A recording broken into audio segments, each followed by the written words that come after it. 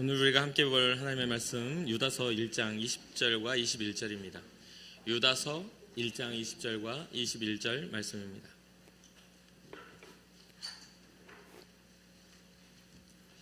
유다서 1장 20절과 21절 말씀 우리 한 목소리로 합독하도록 하겠습니다. 사랑하는 자들아, 너희는 너희의 지극히 거룩한 믿음 위에 자신을 세우며 성령으로 기도하며 하나님의 사랑 안에서 자신을 지키며 영생에 이르도록 우리 주 예수 그리스도의 긍휼을 기다리라. 아멘. 지난주의 말씀 기억하십니까? 지난주에 우리가 함께 살펴본 말씀은 어리석은 마음을 가진 사람에 대한 이야기를 했었습니다. 어리석은 마음을 가진 사람은 어떤 사람이었습니까? 그 마음에 이르기를 하나님이 없다 하는 사람들입니다. 하나님에 대해서 알려고도 하지 않고 또 하나님을 알지 못하기 때문에 하나님의 법을 따라 살지도 못하는 사람들입니다. 하나님의 법을 따라 살지 않기 때문에 그들의 삶에는 불법이 가득하게 되고 그들의 삶에는 하나님과 멀어지는 그러한 일들로 가득 차게 됩니다. 그런데 하나님은 그러한 사람들을 포기하지 아니하시고 지각에서 하나님을 찾는 자들도 찾고 계시는 하나님이라고 지난주 말씀 가운데 우리가 살펴보았습니다. 여러분과 제가 하나님이 찾으시는 그 한 사람이 되기를 주님의 이름으로 축복합니다. 다윗의 시편 5편에 보면 다윗이 이러한 고백을 합니다. 나는 주님의 크신 은혜를 힘입어 주님의 집으로 나아갑니다. 경외하는 마음으로 주님의 성전을 바라보며 주님께 꿇어 엎드립니다. 라는 그러한 고백을 합니다. 우리는 삶을 살다 보면 어떠한 상황 속에 삶의 위기를 맞이할 때가 있습니다. 그러한 위기를 맞이할 때마다 우리는 그 위기를 극복하기 위해 여러 가지의 방법들을 사용하고 여러 가지의 궁리를 하게 되죠. 그러나 하나님을 인정하고 하나님 아는 사람들은 그 어떠한 방법보다 그 어떠한 궁리보다도 하나님께서 이 위기와 삶의 문제들을 해결하실 수 있다는 믿음을 가진 사람들입니다. 그래서 다윗처럼 그 주님의 집으로 향해 나아가는 것, 주님의 크신 은혜를 힘입게 하여 그 주님의 집으로 나아가는 것, 경외하는 마음으로 주님의 성전을 바라보는 것, 또 주님 앞에 꿇어 엎드려 주님께 피하는 것을 우리가 보게 됩니다. 사랑하는 성도 여러분, 우리의 삶에 있어서 어려운 문제 앞에 우리가 노출되고 또 우리의 힘으로는 할 수 없는 그런 한계에 부딪힐 때 주님께 피하는 사람들이 되기를 주님의 이름으로 축복합니다. 우리가 주님께 나아가는 이 시간을 즐거워하는 사람이 되고 또 하나님을 사랑하는 사람들이 되어서 하나님이 이때 이 지각이 있어 자기를 찾는 자들이 누구인지 살펴볼 때에 우리가 주님의 눈에 발견되기를 바랍니다. 다윗은 모든 원수의 손과 사울의 위협 속에서 벗어난 후에 이러한 고백을 합니다. 하나님의 도는 완전하고 여호와의 말씀은 진실하니 그는 자기에게 피하는 모든 자에게 방패시로다.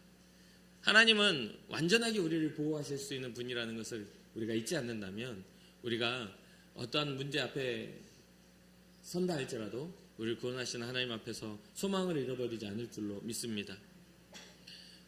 유다서는 교회 안에 들어온 이단에 대한 강한 경고를 하고 있는 서신입니다.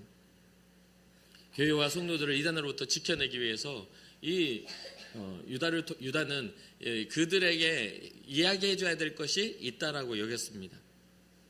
현대에 이르러서 우리가 당하는 유혹 중에 이단의 일들은 신앙을 미혹해 하는 가장 강력한 유혹일 것입니다. 오늘 우리 한국 땅에도 이단들이 너무 많고 또 모양은 기독교의 모양을 가지고 있지만 예수 그리스도의 복음의 진리가 사라져버린 그러한 강력한 사탄의 도구로서 사용되어지는 곳들이 많습니다. 이때 당시 초대 교회에서도 이 유다는 성령 없는 자들이 교회 안에 틈타게 되고 믿음을 지키고 살아가는 성도들을 무너뜨리려고 하는 그런 모든 사역과 역사 속에서 이들을 지켜내기를 원했습니다. 그래서 오늘 본문의 말씀 이전에 17절 연결되어진 17절에는 이런 말을 해요. 사랑하는 자들아, 너희는 우리 주 예수 그리스도의 사도들이 미리 한 말을 기억하라. 미리 한 말을 기억하라. 어떤 것을 기억하라는 것입니까? 18절과 19절에 그들이 너희에게 말하기를 마지막 때에 자기에게 경건하지 않는 정욕대로 행하며 조롱하는 자들이 있으리라 하였나니 이 사람들은 분열을 일으키는 자며 육에 속한 자며 성령이 없는 자니라. 누구를 경계하고 기억해야 하는 겁니까? 바로 사도들이 미리 경고한 일은 바로 성령이 없는 사람들을 조심하라 라고 말하고 있습니다. 유다는 교회 안에 틈타 있는 이단들도 이러한 모습들을 가지고 있다라고 강하게 권면하며 또 책망합니다. 오늘 유다서를 보다 보면 그들은 경건하지 아니하며 하나님의 은혜를 도리어 방탕한 것으로 바꾸는 자들이다라고 말합니다. 본능을 따르다가 멸망하여 화를 받는 사람들이라고도 말합니다. 그들은 다른 육체를 탐해 멸망받은 소돔과 고모라와 같은 사람들이며 자기 아우 아벨을 시기함으로 죽인 가인의 길의 선자들이며 삭스를 위하여 발람의 어그러진 길을 가는 사람들이며 반역자 고라의 폐역을 따라 멸망하는 자들이라고 강력하게 경고합니다. 우리는 복음을 생각할 때 우리의 마음에 위로만 생각하는 경향이 있습니다. 좋은 말, 하나님의 사랑만이 드러나는 그러한 것으로 생각합니다. 그러나 유다서를 보면 돌려 말하지 않습니다. 아주 직접적으로 하나님 앞에서 패역한 일들을 노골적으로 표현합니다. 특히나 성경의 그러한 사건들을 통해서 나타났던 그러한 이름들을 통해 정확하게 말해주고 있는 것이죠. 유다 같은 예를 보면 단순히 미혹해하는 그러한 이단의 일을 말하려고 하기보다 오히려 하나님이 없음으로 생겨난 죄의 참혹한 현실을 이야기해 주려고 하는 것도 같습니다. 결국 하나님을 믿지 않는 그러한 불신앙이 죄악이 되고 또 믿음으로 살아가려는 성도에게 가장 큰 유혹으로 다가오는 그럴싸한 그러한 이야기들에 대해서 경고하고 있는 것이죠. 우리가 기독교인으로서 당하는 시험은 어쩌면 당연한 것일 겁니다. 그러나 우리가 시험으로 넘어질 자가 아니라는 것도 우리는 잘 알고 있습니다.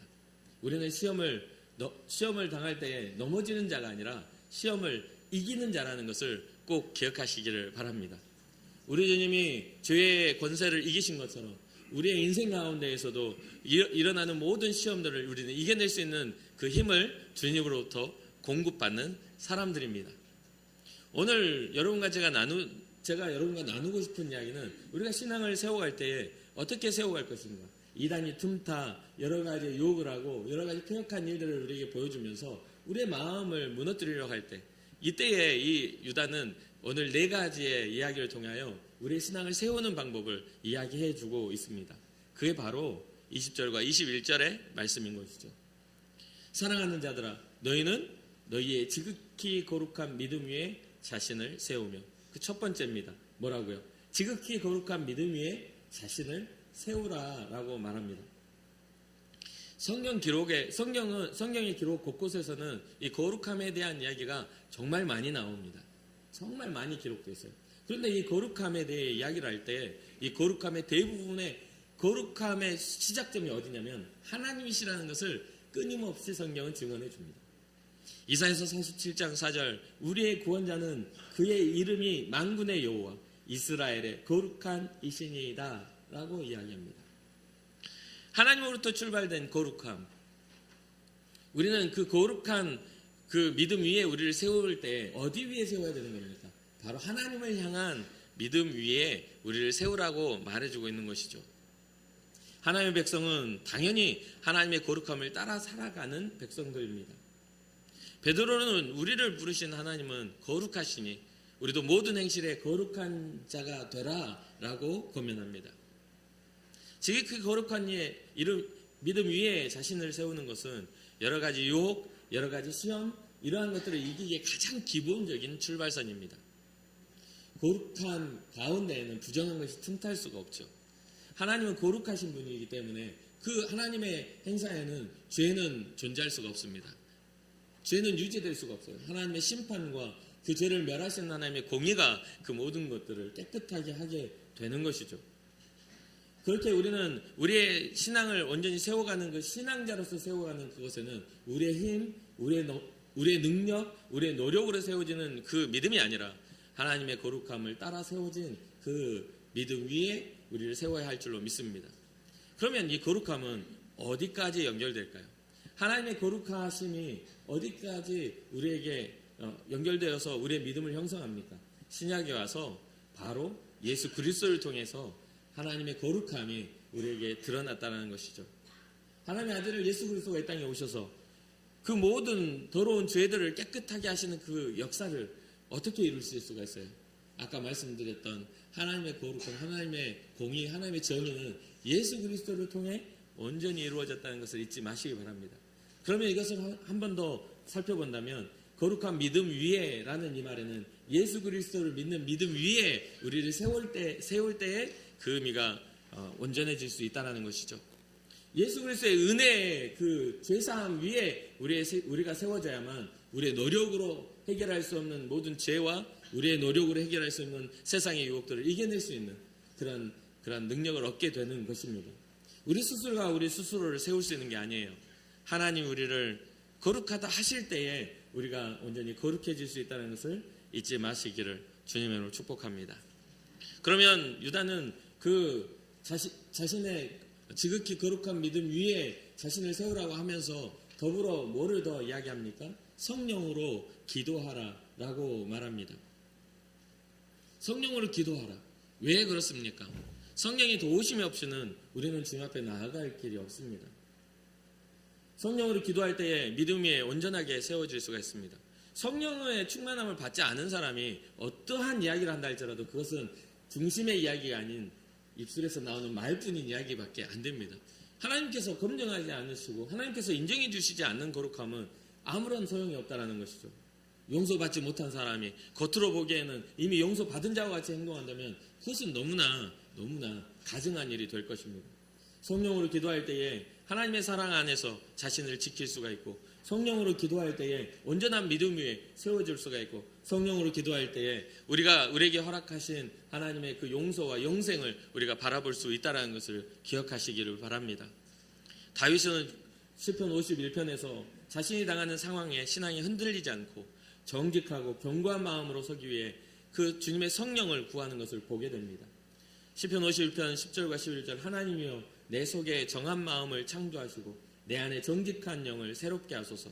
나를 주 앞에서 쫓아내지 마시며 주의 성령을 내게서 거두지 마옵소서.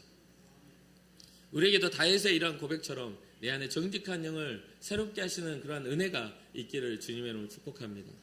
주의 성령을 내게서 거두지 말라는 그런 간절한 기도가 우리 가운데 일어나야 되겠습니다.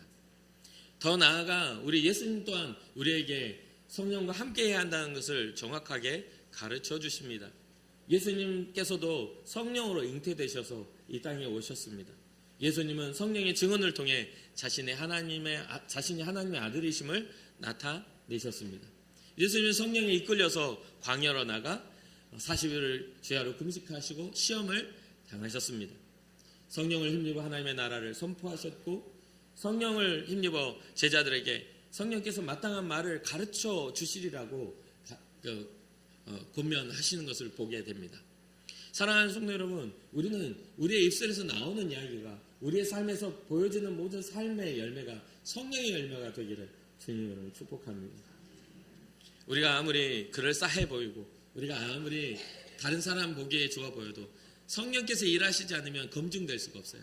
성령께서 일하실 수 있도록 끊임없이 성령을 구하고 우리의 삶에 찾아오셔서 성령님 우리의 삶을 지도해달라고 그러한 믿음의 요청을 하는 것만이 우리를 온전한 믿음 위에 세우는 그런 방법임을 잊지 마시기 바랍니다.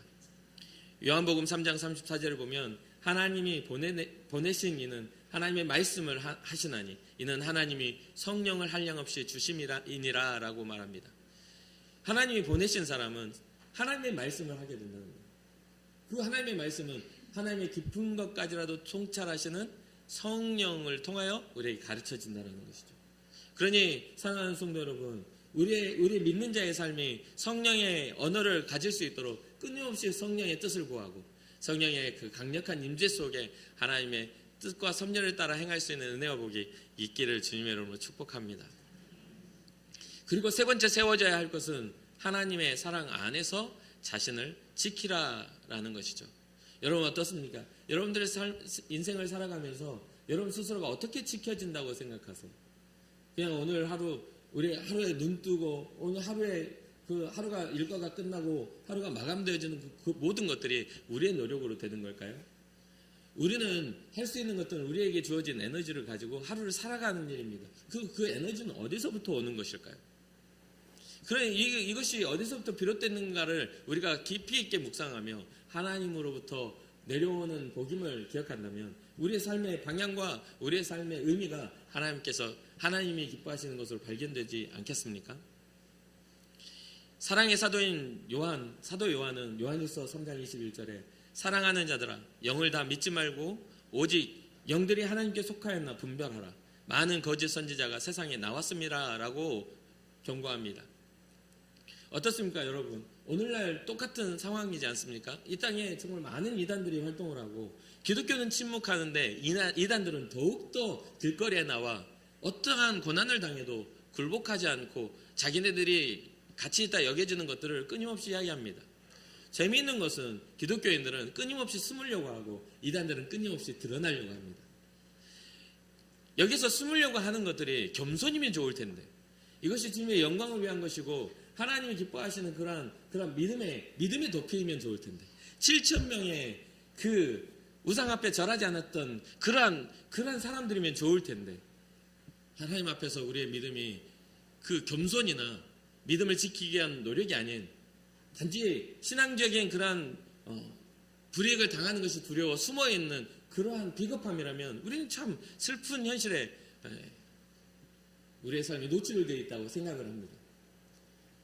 진리가 없는 것에서는 수많은 사람들이 길거리에 나와 그것을 말하고 있고 진리를 가진 우리는 침묵한다면 말입니다.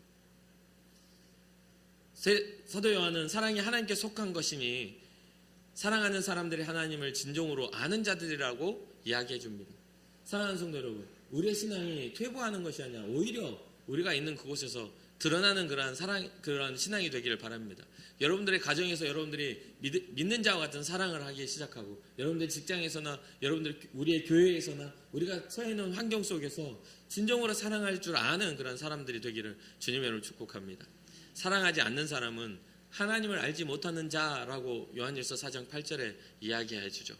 그래서 더 이어져서 4장 9절과 10절에는 하나님의 사랑이 우리에게 이렇게 나타난 바 되었으니 하나님이 자기의 독생자를 세상에 보내심은 그로 말미암아 우리를 살리려 하심이라. 사랑은 여기 있으니 우리가 하나님을 사랑한 것이 아니요 하나님이 우리를 사랑하사 우리 죄를 속하기 위하여 화목제물로 그 아들을 보내셨습니다 라고 이야기해 줍니다. 사랑은 우리가 먼저 시작한 게 아닙니다. 사랑은 하나님께서 우리를 사랑하심부터 시작되어진 거예요. 여러분도 저도 알다시피 우리는 사랑을 받을 때도 행복하지만 사랑할 때도 정말 행복합니다. 사랑만 계속 받는다고 해서 계속 행복해지는 게 아니에요.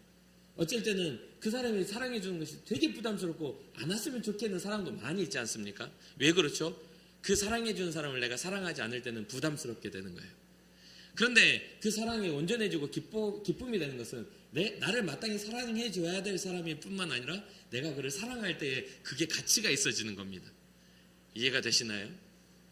우리의 삶에 있어서 그러한 있어야 될 그 자리에 가치 있게 우리를 사랑하시는 그 사랑이 존재하기를 주님의 이름으로 축복합니다. 또한 하나님 우리를 사랑하신 것을 잊지 마시고 우리도 주님을 사랑하여 더욱더 주님의 사랑 안에 거하며 하나님의 사랑의 증거를 가지고 세상을 사랑하는 여러분과 제가 되기를 바라봅니다. 우리가 진정으로 지켜질 수 있으려면 우리는 예수 그리스도로 나타난 하나님의 사랑 안에 거할 때 우리는 지켜질 수 있습니다. 죄의 권세를 우리가 어떻게 이깁니까? 로마서 7장과 8장에 기록되어 있는 것처럼 바울이 자기가 죄에 노출되어서 끊임없이 죄를 짓게 되는 그런 상황 속에 오호라 나는 공고한 자라라고 하면서 이 사망의 몸에서 누가 나를 건져낼 수 있으랴라고 한탄할 때에 어떠한 죄에서도 정죄할 그런 것이 없다 하면서 그리스도 예수 안에서 발견된 생명의 가치를 8장 1절에 이야기하고 있지 않습니까? 그리스도 예수 안에서 이제 결코 정죄함이 없나니 이는 사망의 법에서 생명의 법으로 그 예수 그리스도의 그 보혈의 능력이 우리를 옮기셨다는 것, 해방시키셨다는 것을 선포하고 있지 않습니까? 죄의 권세는 우리가 이길 수 있는 힘이 아닙니다. 용서는 우리가 가진 그런 권리가 아닙니다. 이 죄에 대하여 용서하실 수 있는 분은 오직 하나님밖에 없음을 우리 잊지 말아야 돼요.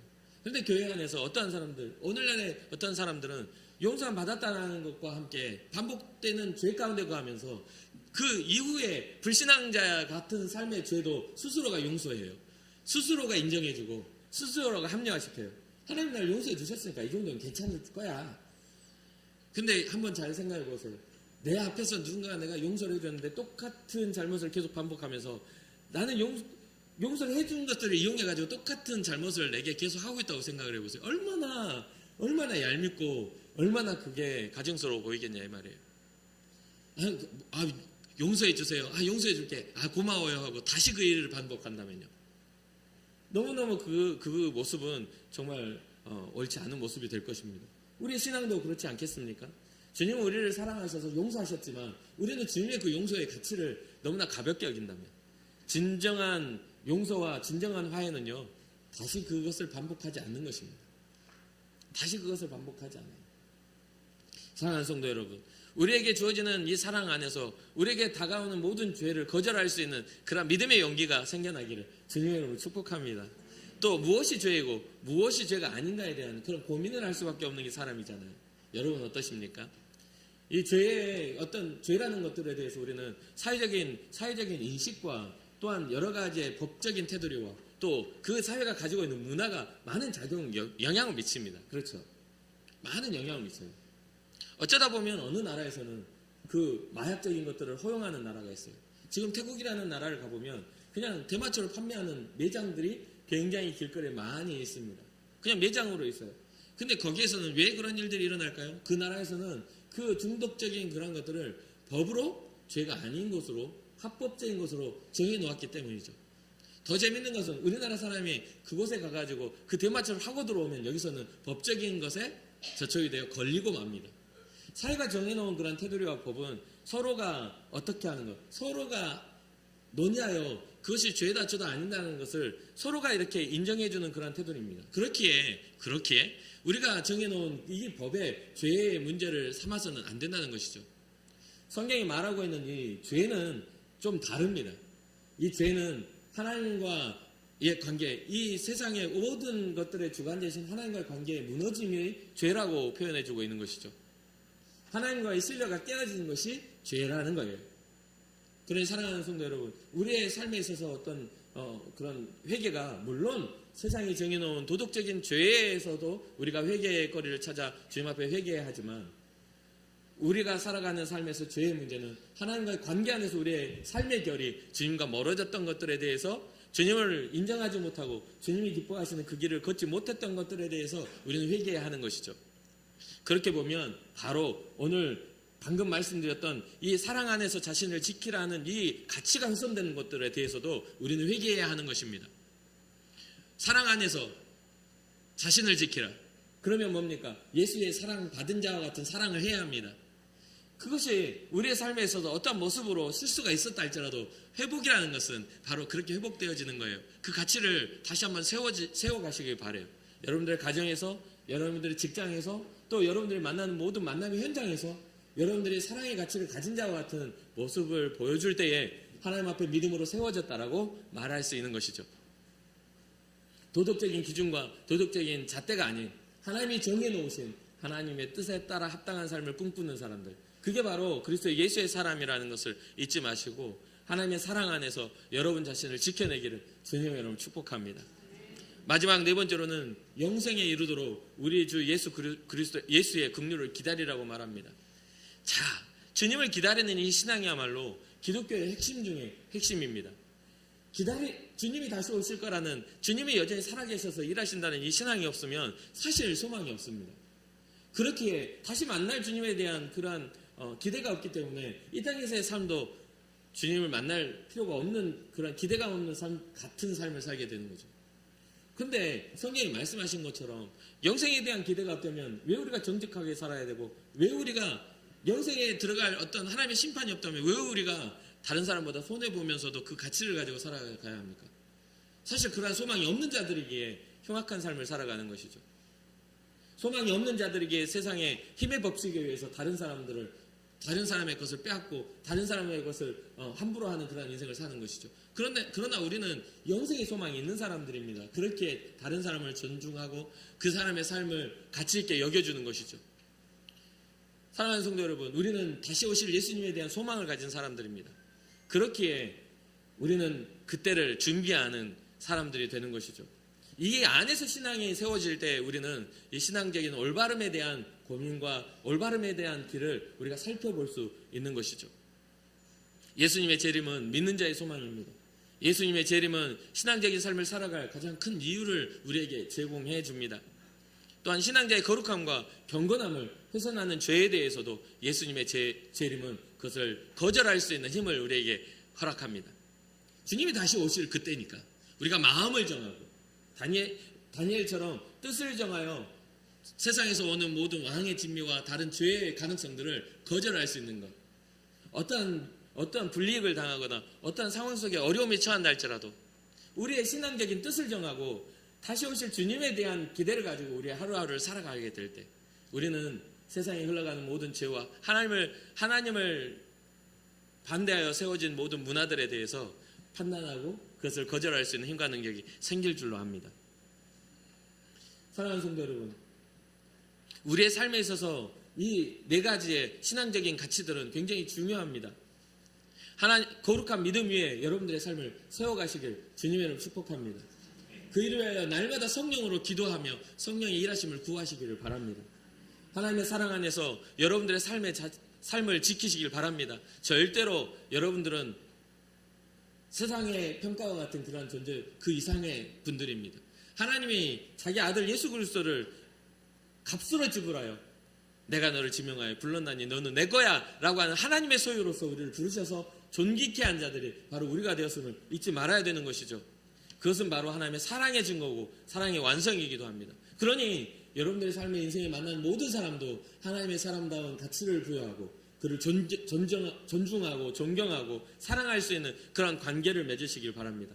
화난다고 막 욕하지 말고 저 원수 같은 거 빨리 뒤져버리지 이렇게 막 저주하지 말고 그렇게 하면 안 돼요.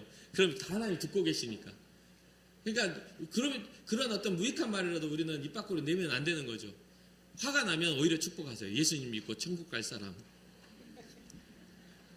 아직 몰라서 불쌍한 사람 이러면서 또 오히려 축복해야 되죠.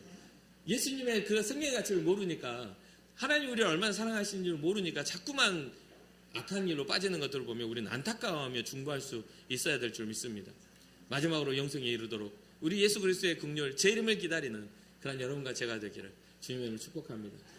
그러니 오늘 하루 우리의 당장 눈앞에 보이는 절망과 문제와 큰 어려움에 사로잡히지 마시고 다시 오실 그분이 오실 때 우리의 모든 아픔과 우리의 모든 슬픔을 다시 신원하여 우리를 위로하시리라는 그 신앙을 가지고 끝까지 선한 걸음, 선한 달리기를 끝까지 달려가 주님 배울 날 주님께 우리의 자랑할 것 있는 여러분과 제가 되기를 주님으로 축복합니다. 잠시 기도하겠습니다.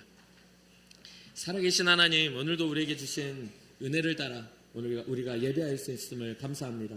하나님, 정말 많은 이단들이 세상에 판을 치고 또 여러 가지의 잘못된 하나님을 거절하고 하나님이 없는 세상을 살아가는 자들의 문화가 우리의 삶을 침범할 때에 하나님 우리는 우리 자신이 거룩한 믿음 위에 세워지게 하시고 그 일을 위하여 성령으로 기도하는 기도의 사람 되게 하시며 또한 하나님의 사랑 안에서 우리의 삶의 가치가 아주 높아져 있음을 하나님의 자녀로서의 권세가 있음을 깨달아 알게 하시고 다시 오실 예수 그리스도를 바라보며 재림의 신앙을 가질 수 있도록 은혜 베풀어 주옵소서. 또 일주일간 주어지는 그런 삶의 현장 속에서도 주님 우리와 동행하셔서 하나님의 놀라운 일들을 가르쳐 주시고 우리의 삶 속에 주님의 선한 열매가 하나님 사랑의 열매가 맺어질 수 있도록 축복하여 주옵소서. 감사드리는 이 모든 말씀 예수님의 이름으로 기도합니다. 아멘.